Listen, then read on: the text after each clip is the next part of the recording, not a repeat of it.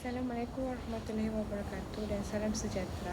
Dalam video refleksi ini saya akan memberi sedikit laporan mengenai tentang program ataupun aktiviti yang telah dilakukan di bawah kursus volunteer, iaitu kami telah membuat satu aktiviti gotong royong untuk membersihkan bilik-bilik di fakulti.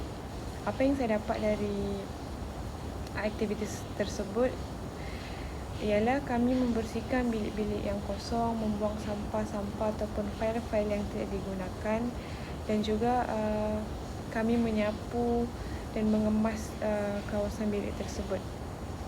Selain itu, melalui aktiviti ini saya juga dapat memberikan komitmen yang